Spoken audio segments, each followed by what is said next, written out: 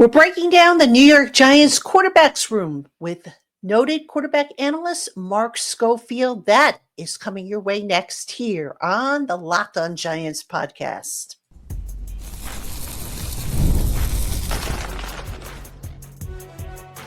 You are Locked On Giants, your daily New York Giants podcast, part of the Locked On Podcast Network, your team every day.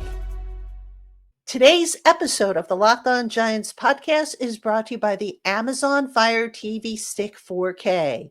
Turn any TV into your Xbox with no console needed. Head to amazon.com/Fire TV Locked On to learn more. Hello, New York Giant fans, and welcome to another edition of the Locked On Giants podcast, part of the Locked On Podcast family, your team every day. I'm your host, Patricia Traina, credentialed member of the New York Giants media for Locked On, as well as for New York Giants on SI, which is where you can find all my written work. And as always, we welcome on in our Blue Crew community members, our everydayers, our newcomers, and everybody in between. And thank you for spending part of your day with us here on the Locked On Giants podcast. And on today's show, as promised, Mark Schofield is here. Now, some of you who have been watching the show for a number of years, you know, Mark Schofield, he is a guru when it comes to quarterback evaluation. And just, I'm so happy to have him on. It's been a while, but he's been off busy doing other things, as I figured he would be, because he's just so awesome. So it's no surprise that he's been in demand. But Mark, appreciate you taking time to come on with us here on the Locked On Giants podcast. Patricia, it's great to be here. It's great to be back. I've often joked that it's sometimes not a good thing when I make an appearance on a team-specific podcast, because it means you might have a quarterback situation that you're dealing with. And part of the reason I was away for a while was because you had the Daniel Jones situation and figuring out what was happening with him. But now, obviously, completely new quarterback room for the most part in New York. And so here I am to talk about it. And, coming off the Miami Grand Prix, because as you said, I'm suddenly a motorsports writer, which is an interesting change in my career. But I'm always going to be a quarterback writer. I'm always going to be a quarterback evaluator at heart. Haven't played the position. So excited to be here and excited to dive in. All right. Well, we're excited to have you. And Mark, we're going to kind of run down the projected depth chart. Got to start with Russell Wilson. Did you find that to be an interesting acquisition by the Giants? What did you expect it? And how much of a fit is Russell Wilson for this Giants offense? I think it was an interesting acquisition. I think in some ways it was a smart acquisition. I think I always love, and we've talked about this a couple of times over the years, when teams give themselves options, pathways, different scenarios, particularly into a draft situation where there were some questions about this quarterback class. And I think the way this quarterback class fell in the draft illustrates and highlights that point specifically, that outside of Cam Ward, there were questions from the league about the rest of the quarterbacks in this group. And so acquiring two veterans in Russell and Jameis, I think, was a smart move by Joe Schoen to give themselves some different pathways, to put themselves in a situation where, it was clear that they weren't going to take a quarterback in the top three. They were going in a different direction with that pick, which makes a lot of sense. You'd be passing on a premium blue chip type prospect in either Travis Hunter or Abdul Carter, however the board fell. But you don't know how the rest of the draft is going to play out from there. You don't know if you'll have an opportunity to draft a quarterback later in the first round, as they eventually did, or at the top of the second round. So they gave themselves some pathways. And so in that sense, I wasn't surprised that they went this sort of veteran route. I wasn't surprised with Russell Wilson because, I think when you sort of look at Brian Daboll's offense conceptually, you could see some ways where this will work. You can see some ways on paper and over Wilson's career where this could work. Again, on paper, you have to see it on the field to believe it. But I do think that there are ways that you can get this offense to work.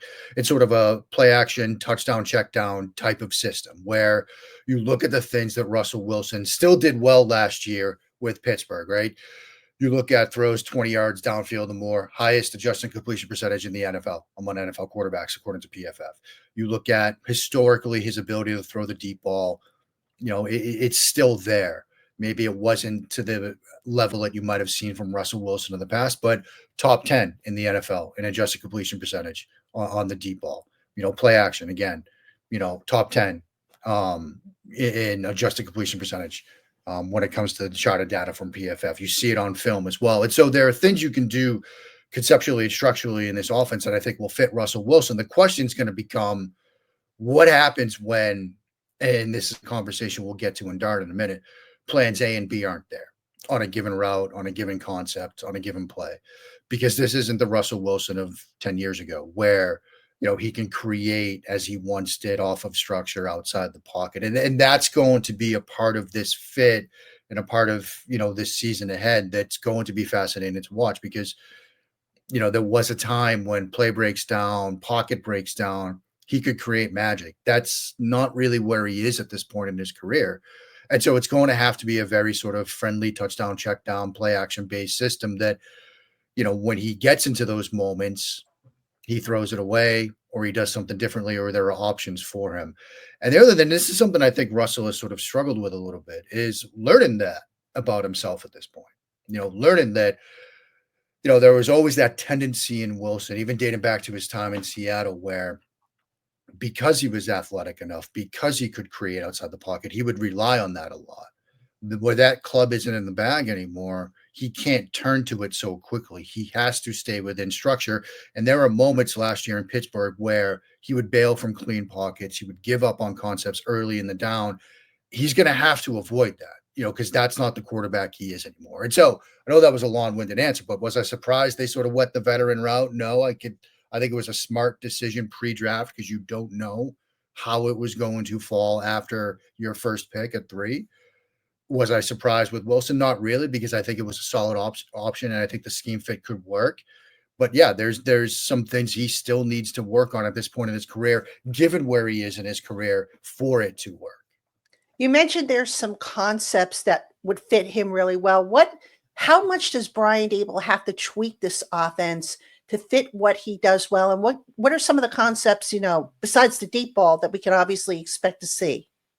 Right. Well, what's really interesting about this is you have 3 very different quarterbacks, right? You look at this quarterback room, you've got Russell Wilson, you got Jameis Winston, you got Jackson Dart, 3 very different quarterbacks at different stages of the career with different things that they do well. So, what's interesting about modern NFL offense is people sometimes think, oh, this is a West Coast offense. This is an air raid based offense. This is a Coryell. Every offense has levels in it. Every offense has mesh concept in it. Like every offense has, 9-8-9 or some variation, or 4 verticals or some variation. So there's going to be parts, and there are parts of Brian Daboll's offense and his playbook that will fit all 3 quarterbacks.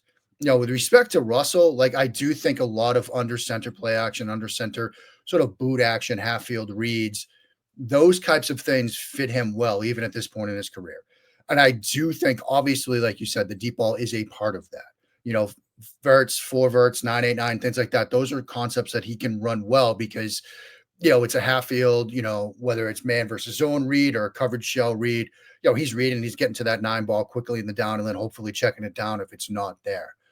I do think that, and this is when we get to Dart, something we'll talk about, those more air raid type concepts like mesh, things like that. There are going to be times where you're going to want to dial that up for Russell because, those underneath throws, you look at his spray chart from last year, those are things he can still hit. Those are things that he can, throw comfortably. And those are things you're going to want to do because you don't want to just focus on one area of the field. That's an offensive play caller. And so I think there are aspects to Daboll's offense that are in this playbook, that are in this system, that will fit Russell Wilson well. When you talk about the deep ball, though, you're also talking about a little longer drop back.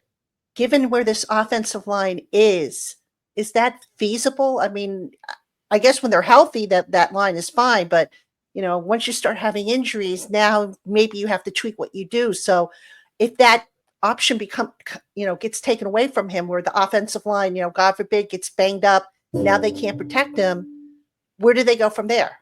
Yeah. And, that's certainly a concern, particularly when it comes to depth. I mean, you don't get through an NFL season without injuries. Every team deals with it. And like you said, this Giants offensive line right now, starting 5, might be a solid group, but injuries will happen. If you start testing that depth, that's where it could get tough for this unit. And B, look, as good as the 5 up front might be, like, it's in NFL GMs and scouts have always told me this. It's a weak link position group, right? If you've got one questionable offensive lineman and four very good ones, you don't have a good offensive line. Because where the blitz schemes are coming. Where, for example, if you're going up against Abdul Carter next year, right? And you've got 1 weak offensive lineman, say he's hypothetically your left guard. Where are you lining Abdul Carter on 3rd and 7? Over the left guard. Like that's where you're putting him. And so, there will be some, concerns that could arise down the road. I do think that, when you start thinking about depth of drop and vertical passing and pushing the ball downfield in the vertical passing game, there are ways to sort of minimize time in the pocket. You can start out of gun. He had 52% of his snaps from the gun alignment last year. You can do some stuff from gun.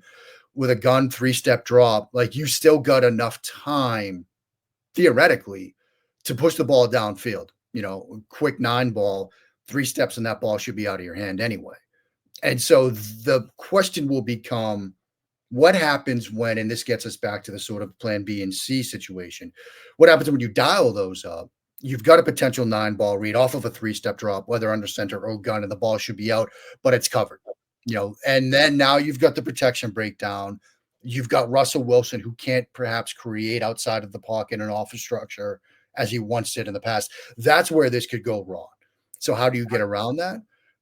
A lot of max protection situations. If this is what you're faced with, if you're struggling with protection and you want to push the ball downfield, keeping backs in, tight ends chip it and release in, playing around with the protection numbers up front. The trade-off being now you're running 2 and 3 receiver concepts. If they're still getting pressure with 4 and 5, dropping 6 into coverage, 7 into coverage, and you're just running 2 and 3 receiver concepts, the numbers stop working for you. And so that's going to be the thing to balance for this team, as it is with many teams, right? If you can get pressure with 4, get pressure with 5, it's the proverbial thing, you're going to have a numbers advantage in the secondary. That could be a problem for New York this year, particularly if the offensive line doesn't hold up, protection doesn't hold up, and that gets us into what might be some of the current limitations with Wilson's game. Hey, Giant fans, did you know that your Fire TV is also an Xbox? Turn any TV into your gaming and entertainment hub with Fire TV Stick 4K devices. No console required. Just grab your paired controller, subscribe or sign into Xbox Game Pass Ultimate with EA Play included, and you're ready to play. Dive into hundreds of premium titles from EA Sports College Football 25 to Call of Duty Black Ops and Avowed, as easily as you stream your favorite TV shows. It's gaming made simple, and it's all on your Fire TV. Just think, with Amazon Fire TV Stick, you can take your online gaming with you anywhere. How cool would that be if you're a road warrior or if you're headed to a friend's house and you want to bring along some entertainment for everyone to enjoy? It's gaming on the go made easy with the Amazon Fire TV Stick. So go on and head to amazon.com/Fire TV Locked On to get started. Xbox Game Pass Ultimate subscription and compatible controller required. Available on select devices, including Fire TV Stick 4K 2nd Gen, Fire TV Stick 4K Max 1st and 2nd Gen, and Fire TV Cube 3rd Gen. All right, now, how does Jameis Winston's game vary from Russell Wilson? I mean, the two of them just could not be more different in terms of personalities, but I'm guessing their games are a little bit different. Yeah, their games are a little bit different. I think there's more of that traditional and, risk-willing approach, I'd say, with Jameis. People have used different phrases for it. Gunslinger mentality is one we've heard throughout the years. Quarterbacks that are more aggressive, for example. There's that aspect to Winston where, there's not a throw he's not afraid to make, even if he can't make it at this point in his career or couldn't make it. He's not afraid of challenging tight windows. He's not afraid of challenging coverages. So you might get a dynamic looking 3-touchdown afternoon from him. And then the next week, it might be 3 interceptions. There's a high variance to his game right now. I think, his role in this quarterback room, I think more than anything else is, the sort of similar to Josh McCown with the Jets a couple of years ago, right? When they had Sam Darnold, sort of like mentor advisor. I think they're going to look at Russell as, okay, he's probably going to be our week 1 starter. And if he gets hurt early, we'll go to Jameis. As we get deeper into the year, if he gets hurt, we'll probably go to Dart and see what he can do. Well, with Jameis, he's there to sort of help develop Jackson a bit. Talk about, what he's seen, what you'll see in these scenarios, in these situations.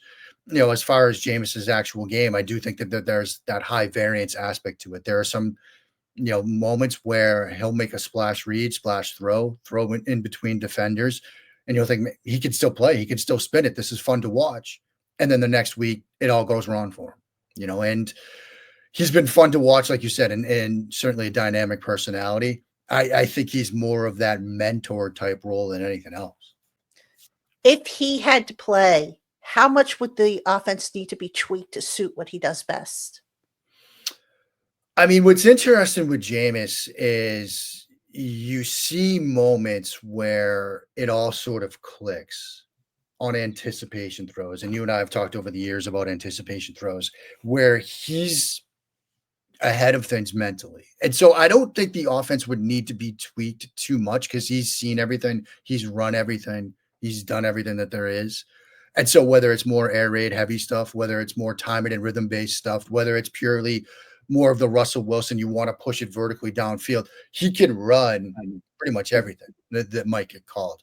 Where I think he sort of excels the best, though, is timing and rhythm throws outside the numbers, 5 routes, comebacks, curls, things like that, levels concepts outside the numbers. I think that's where he can sort of stand out. I do think, though, that, look, he's a very sort of, the success might always not be where you want it to be, but he's a very sort of schematically diverse quarterback at this point in his career. And, just you mentioned mentorship. Jameis was once, I think, the number 1 overall pick in the draft. When you look at the course of his career, what's kind of gone wrong for him, and what's a lesson that you think he could share with Jackson Dart, who not the number 1 overall pick, but a first-round pick nonetheless? I think, and this is interesting because one of the things I think is going to work in Dart's favor is, yes, he was a first round pick, but he wasn't the first overall pick. He wasn't a top 3 pick, right? The expectations are going to be different. They are different when you're a top 5 pick as a quarterback. The expectation from ownership, from fan bases, from media, from people like me is we want to see this person on the field, right? It's different. Even when you slide a little bit into the first round, the expectations are different.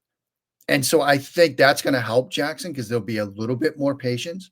And I think one of the things that sort of went wrong for Jameis, and you sometimes see this with young quarterbacks when they go early, is those overwhelming expectations, those expectations that get put on you as a rookie quarterback. And this is a concept, Patricia, you and I have talked about a lot, right? We tend to think of these players as football players more than anything else, but they're adjusting to so much more than just becoming an NFL quarterback. They're adjusting to life in a new city, life where you're making adult decisions now. It's not, this is your athletic dome room. You're buying homes, you're buying a condo, you're getting things like insurance. You're adjusting to life as a professional. And it just so happens that you're doing it in one of the hardest things to do in all of sports. And in Jackson Dart's case, one of the hardest cities to do it. Life in New York City is different than if you get drafted by, say, the Denver Broncos or the Tennessee Titans and you're going to Nashville. Like the spotlights will be different. With Jameis, obviously he wasn't going to New York City, but he had that weight of expectation on him as a top pick in the NFL draft.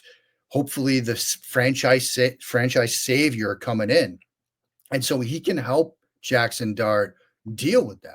Even though the expectations will be different, even though the 2 landing spots for the 2 men were different, he can help him navigate what it's like to be a rookie quarterback, first round pick in the NFL, because, that wasn't Russell Wilson's path.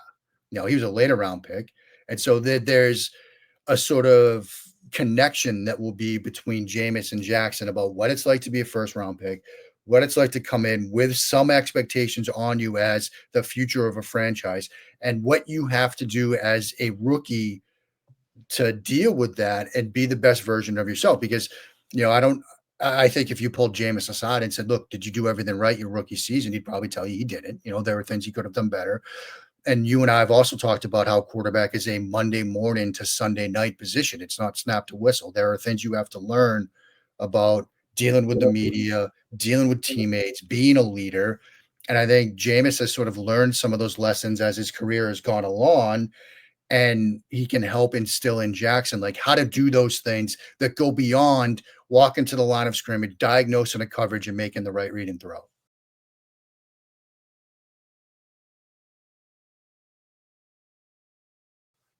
Before we dive really into Jackson Dart, I did want to ask you about something subtle that I've noticed this offseason the Giants have done specific to their receiving core, because this kind of ties in with the quarterbacks.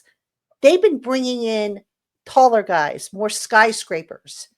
Is that because Russell Wilson is, a little shorter than your ideal quarterback? I mean, what's the advantage there? How can that help Russell Wilson? Catch radius. One of the things that as we continue to think about the evolution of the passing game and the evolution of efficiency in the passing game, as a quarterback starts to see accuracy dip, perhaps maybe the ball placement. And again, there's a difference between general accuracy and ball placement, right? Like completion percentage tells a portion of the story. Quarterback may have a very high completion percentage, but the ball placement isn't exactly where you would like it to be on a given route or with the leverage of the nearest defender. And so what are ways you can, as a general manager and roster construction, help that? What are ways you can help that as a play caller? As a play caller, you're trying to free receivers, so get them separation. As a general manager and somebody in charge of roster construction, you're looking for receivers that can separate. And so if a ball isn't to the right shoulder where it needs to be or placed perfectly, there's enough separation that it won't matter as much. And then with respect to, the types of receivers beyond separation, catch radius is big, right? Because if you've got a ball that's thrown behind somebody, or like Russell Wilson, we know he loves that deep arc on the deep ball, right? Where he can drop it in the bucket. Well, instead of waiting for it to come down, now you've got receivers that have a height advantage and go up and get it. That's going to help bump up, completion percentage. That's going to help up, aid in terms of ball placement. It's going to artificially improve ball placement in a way. And so I think it's a smart bit of business. When you're in that roster construction game, you want to see how you can maximize what you have at the quarterback position and what you can add around them to make their lives a little easier. So taller receivers, larger wingspan, and a bigger catch radius, that's going to help all your quarterbacks, particularly Russell Wilson at this point in his career. Last year, Russell Wilson had a little bit of a drop off towards the end of the season. What changed? Was it how teams were playing him, or what could you from what you can see, what changed in his performance? Well, I do think part of it was we see this sometimes, right, where you have new quarterback in a new system and you don't have a lot of film on them as a defense. You don't have a lot of experience seeing what they're going to do, what they're going to call. So you have success early, and then you get into, Halloween, Thanksgiving, middle of the season, second half of the season. Now you've got 4, 5, 6, 7, 8 weeks of film, and you start seeing tendencies. You start seeing 3rd and 7. What do they go to? They go to 4 verts, they go to mesh, they go to whatever. You start to have some answers to the questions, and then that's when teams have to sort of adjust to the, defense, to what the defense is doing. I think that's when everything sort of caught up with Pittsburgh. They didn't have the counters to what defenses were starting to show them, right? Defenses knew, okay, 3rd and 7, Arthur Smith's going to call this. Russell's going to look to Pickens, and he's going to try to run around and do something. They had answers in place. And they couldn't figure out, Pittsburgh couldn't figure out with Russell, with where he is right now, how to counter that. And so if I'm Brian Daboll, if I'm this offensive staff, what I'm doing in this time between, draft and minicamp and starting to think about training camp and constructing this offense, I'm looking at that second half of the season. I'm looking at how defenses started playing Wilson, started playing Pittsburgh, what they were doing against them, and thinking about, okay, how do we counter that? I'm getting ahead of that now because I think that's where things really started to trail off. Once defenses figured out what they were doing and what they were calling, they didn't have the right counter punches. Get those counter punches in the playbook now. Okay, now let's talk about Jackson Dart, because I think one of the big criticisms, if you will, is the system he played in college and how that system and what he learned in that system is going to, how that's going to help him transfer or translate, I should say, to the NFL. So let's start there if we could about, that system. And is that overblown in your opinion?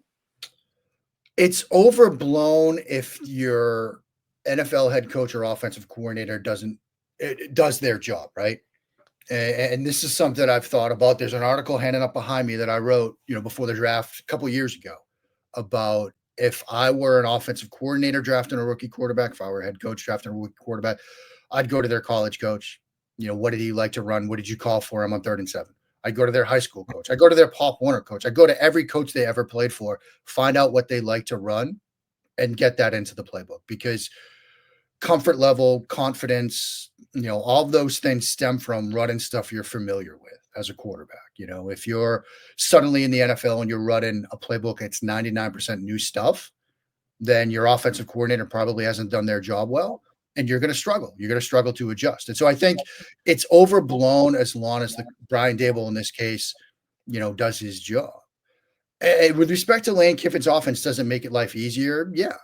But that's the job of an offensive coordinator. That's the job of an offensive-minded head coach, to give your quarterback as many answers to the test. So when they line up to the line of scrimmage, they know that they're going to get to an open receiver, that there's going to be somebody they can throw to. Now, is it something that Jackson is going to have to improve upon? Absolutely. You watch where he got into trouble, where he made mistakes. There were 2 huge areas. One was situational awareness. You see in those 2 interceptions late in the game against Florida, for example. One of those, the first one, you didn't have to make that throw. Like, you're already in plus territory late in the game. It's 1st down. You don't have to throw into triple coverage. Like, you don't need to do that. And number 2 is when he had to get to a plan B or a plan C sometimes. When he had to get more full field with his reads, that's where he got into trouble. He had an interception against Mississippi State in the red zone, in the end zone, actually, where, they're trying something front side. They've got Lane does a very good job of this pre-snap motion. He's expected man coverage, but it's zone. He should have read it better and come to the backside dig quicker.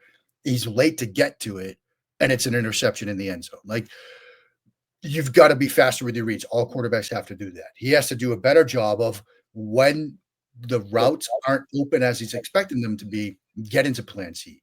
But I do think that the idea that it's going to be a tough adjustment is overblown, provided, the offensive staff does a good job of getting some concepts he's familiar with, because, stuff that works on Saturdays can work on Sundays too. Does the offense give him some easy reads? Yes. All offenses should do that. It's going to get tougher in the NFL, but I do think as long as this offensive staff does their job, works with him, gets some stuff into the playbook that he's familiar with, those concerns will be overblown. Some people have said he's Daniel Jones 2.0. Do you see that? I don't.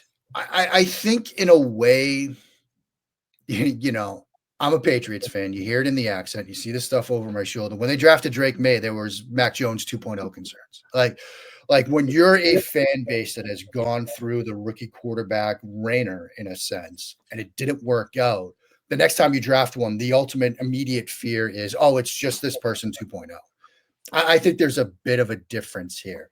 I think, look, you see the athleticism in both. You see their ability to create as a runner in both, and you think, oh, well, there's that aspect to it. Obviously, Daniel Jones was coming from a quarterback-friendly system, and so is Jackson Dart. So there's concern that, once he's asked to play quarterback on Sundays, it's going to be tougher. So I can see where people might be worried there too. But I think one of the things that truly stands out, and I think it's going to serve Jackson Dart well, is his toughness. That's something that I absolutely love about him as a prospect. His ability to sort of stand in the pocket when he knows he's going to get obliterated to make a throw.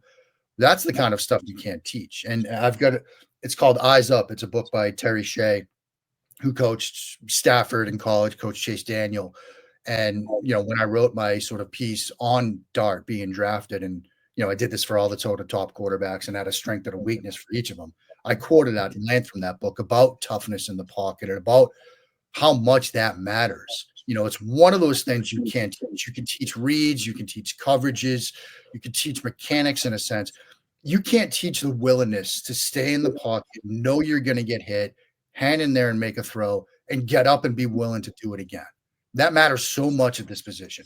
And that matters so much, when you think about becoming an NFL quarterback and endearing yourself to your new teammates, endearing yourself to that offensive line.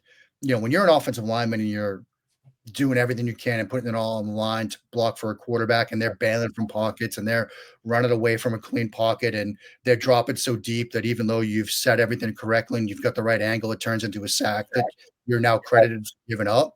That's frustrating. But when you work your butt off and you look back there and your quarterback is willing to take a hit on the plays that you sometimes whiff and just gets up and is willing to do it again, you're going to block that much harder for them. And I think that's going to endear himself. And so, so the question is, Daniel Jones 2.0? I don't think so. And I think that toughness from Dart that I love about him so much is going to really serve him well. You look at the plan that the Giants have laid out. Now, they haven't gone into detail with what they're going to do with Dart, but it sounds like he's going to sit. But Mark, you and I both know there's no substitute for live reps. That, if you really want to develop, you have to be in the line of fire, so to speak.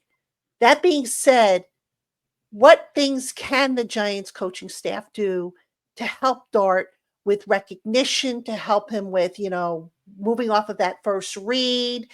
What are some of the things that they could do to maybe simulate these scenarios without, actually putting him in the line of fire just yet? Yeah, and this is an interesting area, and it's something that I really want to dive into a little bit more, that sort of like virtual training that teams are doing, that a lot of colleges are doing, right, where you get the VR headset on and you're going through stuff, and it's a simulation, yes, but it gets you close to it. I mean, again, I mentioned all the motorsport stuff that I do. I was just down in Miami for the F1 Miami Grand Prix, and for example, you had 6 rookie drivers that have never driven that track before in a Formula One race. And now they're being asked to do it. And how do they learn? They're on the simulator. They're doing it basically like it's a video game for 10, 12 hours a day at the factory. Is it like the real thing? No, but it's a good facsimile thereof, and it helps get you ready for it. Now, driving a race car and playing quarterback are 2 wildly different athletic pursuits, but there is some overlap between them, which is recognition, quick decision-making, awareness, things like that. And so I'm interested to see if that's something that the Giants look into, where, yeah, we can't get you in an NFL game because we're starting Russell Wilson week 1, but get you on the headset, see if that can help you. And then there's the aspect and being on the sideline, standing next to Jameis Winston when a play is called, and putting yourself in the mind frame of, okay, I'm walking to the huddle, I'm looking at the safeties, I'm seeing where they're lined. Okay, I think it's this coverage. Okay, these are my reads. If it's indeed cover 2, wait, now they're spinning it. Now they've gone to single high. I've got to go backside now to the 5 route, to the check down to the back out of the backfield. Did you see that the same way? And getting that feedback in real time of, okay, I'm not under center. I'm seeing it from a different vantage point, but I'm still going through that mental checklist of safety recognition, coverage, diagnosis. What are my reads if I'm reading this thing front side because it's this coverage? Wait, they're spinning it at the snap. Now I'm getting backside to it. There are still ways you can get those mental reps. So you're right. You can't, there's no substitute from actually doing it in a live NFL game. And he's going to have to do that. And I expect he'll do that at some point this season. But there are things that, as we continue to evolve with quarterback evaluation and coaching, there are things that teams can do with him.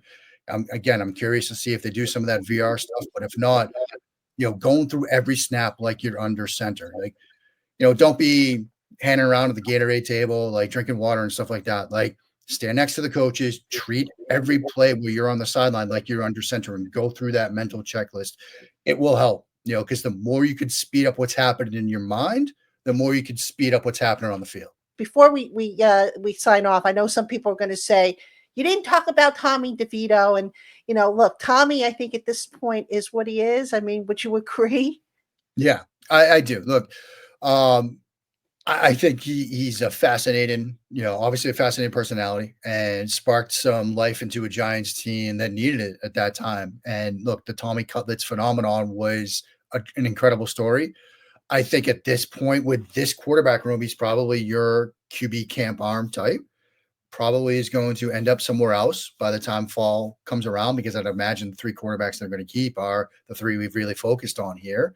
But yeah, he was fun to cover, and there's some things he does well, but I think you look at when you add a first round quarterback, even if it's at the end of the first round, maybe there aren't the big expectations we talk about like there were with Jameis, but that player is going to be your hope for the future. And so Tommy was a great story and will be a great story as he continues to play, but it probably just won't be with the Giants.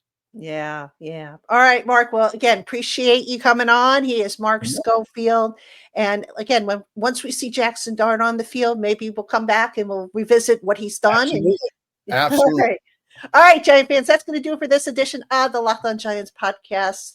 We will see you over the weekend. We'll have a rookie mini camp update report. That'll probably be coming your way either Saturday night or Sunday morning, depending on what time I get back from practice on Sunday. So keep it here on the Locked On Giants podcast, Giant fans, and we will see you tomorrow.